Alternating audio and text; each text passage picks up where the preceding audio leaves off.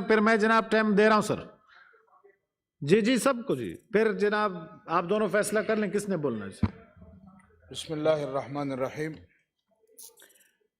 جی سر. نہیں تشریف رکھیں جی. عطاء الرحمان صاحب. میں ذرا اس موضوع سے ہٹ کر ایک بات کرنا چاہتا ہوں. ابھی 2-4 دن قبل ہمارے انتہائی محترم ہیں علی محمد خان صاحب، وہ جب یہاں اپوزیشن واک آؤٹ پر تھی تو انہوں نے بڑی لمبی گفتگو کی ہے، اور اس میں نے سمجھا یہ ہے کہ ایک مرتبہ پھر پی ٹی آئی اس کے اندر عود کرائی ہے.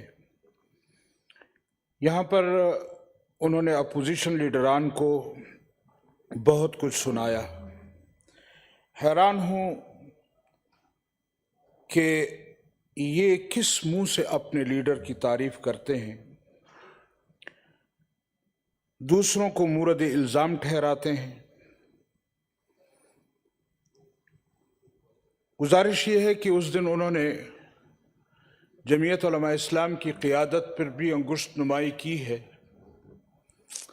اور ان پر الزامات ایک مرتبہ پھر لگائے گئے ہیں. لیکن ہم تو کئی مرتبہ یہ چیلنج کر چکے ہیں کہ اگر آپ کے الزامات میں کوئی حقیقت ہے تو پھر آپ عدالت کیوں نہیں جاتے، گرفتار کیوں نہیں کرتے. خود مولانا صاحب بھی اس بات کی وضاحت کر چکے ہیں، لیکن اس طرف یہ جانے کے لیے تیار نہیں ہے، اور یہاں آ کر اس طرح کی باتیں کرتے ہیں. سمجھ یہ نہیں آ رہا کہ یہ لوگ ابھی تک کنٹینر سے کیوں نہیں اترتے. 3.5 سال کا عرصہ یہاں ہو گیا ہے، اور تقریباً 8.5 سال کا عرصہ کے پی کے میں ان کی حکومت ہے. کیوں ہمارے خلاف کوئی پرچہ نہیں کاٹتے، کیوں ہمارے خلاف کوئی کارروائی نہیں کرتے؟ اگر وہ نہیں کرتے تو ان 3.5 سالوں میں سوائے اس کے کہ پچھلی حکومت اور پچھلی حکومت اور پچھلی حکومت، یہ اپنی کارکردگی تو بتائیں کہ انہوں نے 3 سالوں میں کون سی یا 3.5 سالوں میں کون سی کارگزاری قوم کو دکھائی.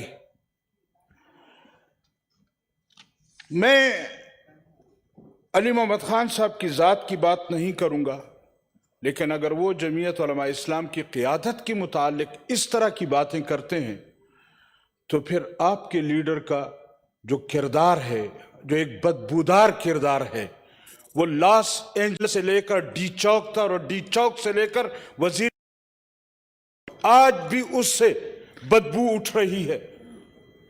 آج بھی امریکہ کی ایک بچی اپنے باپ کا نام ڈھونڈ رہی ہے. علی محمد خان صاحب ذرا ان کو بتاؤ کہ آپ کا باپ کون ہے. تو یہ اس طرح کی باتیں کر کے یہاں پر بات کی جاتی ہے کہ مولانا صاحب اس وقت ان کی زندگی ایک کھلی کتاب ہے. وہ آج پاکستان کے سیاسی لیڈروں میں ایک پوتر ہے، اور یہ اپنی زبانیں گندی کر کے مولانا صاحب کے متعلق اس طرح کی باتیں کرتے ہیں. لائے نہ کوئی کیس، کیوں نہیں لاتے؟ کیا کارکردگی ہے تمہاری اس قوم کے سامنے؟ ہمیں پتہ ہے جن بے ساکھیوں کے ساتھ تم یہاں آئے ہو، آج وہ بے ساکھیاں لڑکڑا رہی ہیں، آج وہ لوگ آپ سے تنگ ہیں، اور جب ان کا آخری وقت آتا ہے تو پھر اس طرح کی باتیں کی جاتی ہیں، الزامات لگائے جاتے ہیں، اور پھر ہمیں کہتے ہیں کہ جی یہ لوگ کام نہیں کرتے. دیکھیے، اگر آپ لوگوں نے اس قوم کے ساتھ کچھ کیا ہوتا، اس قوم کو کچھ کہا ہوتا، آئے روز یہاں آ کر کہہ دیتے ہیں جی ہم این آر او نہیں دیں گے. میں کہتا ہوں میں آپ کے این آر او کے او پر بھی تھوکنے کے لیے تیار نہیں ہوں. یہ میری تھوک کی توہین ہوگی. تمہاری این آر او ہے کیا چیز؟ ہم اس کے او پر بھی تھوکنے کے لیے تیار نہیں. یہ کس طرح کی باتیں آپ کرتے ہیں؟ آج خود آپ این آر او ڈھونڈ رہے ہیں کہ کسی طرح ہمیں کوئی راستہ ملے. لہذا اس طرح کی باتیں نہ کی جائیں، اور یہاں پر بے ساکھیوں کے ساتھ آئے ہوئے، اور اس وقت بھی جب کسی اور کے رحم و کرم پر آپ بیٹھے ہیں تو پھر آپ کے ساتھ اس طرح کی زبان، یہ اچھی نہیں لگتی، لہٰذا اپنی کارکردگی قوم کے سامنے لائیں کہ قوم کے سامنے آپ کی کارکردگی کیا ہے، آپ نے 3.5 سال میں اس ملک کے لیے کیا ہے وہ تو بتائیں۔ اگر وہ نہیں ہے تو پھر خواہ اپوزیشن کو یا دوسرے لوگوں کو مورد الزام نہ ٹھہرایا جائے۔